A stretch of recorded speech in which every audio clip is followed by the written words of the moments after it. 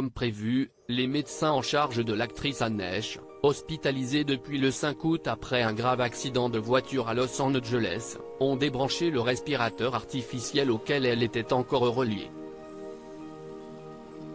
Sa mort a été annoncée et confirmée le 12 août.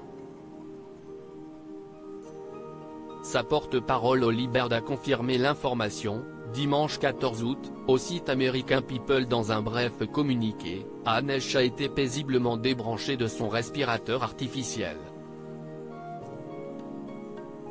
Cet acte médical va permettre à sa famille de préparer les obsèques. Elle avait été officiellement déclarée morte 2 jours plus tôt en vertu de la loi californienne car elle avait perdu toutes ses fonctions cérébrales mais son cœur était maintenu artificiellement afin de garder intacts ses organes. Cela a toujours été son choix de longue date que de donner ses organes, avait déclaré sa représentante. Ainsi, la One Legacy Foundation a eu le temps de chercher de potentiels receveurs pour des dons d'organes. Selon People, une personne a pu en bénéficier mais son identité reste inconnue.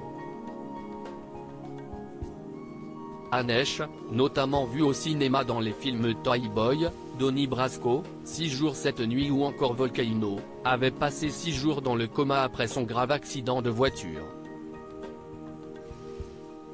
Pour rappel, l'ex-compagne de l'animatrice Ellen DeGeneres avait percuté une maison du quartier de Mar Vista. Une généreuse cagnotte a été lancée pour la famille vivant, avec sa voiture, provoquant des dégâts structurels ainsi qu'un lourd incendie, selon les pompiers de Los Angeles.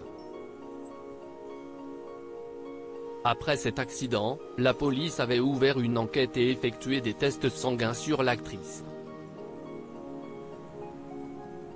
Si les résultats n'ont pas montré la présence d'alcool dans son sang, le site TMZ dévoilait de son côté que la star avait cependant été testée positive à la cocaïne et au fentanyl.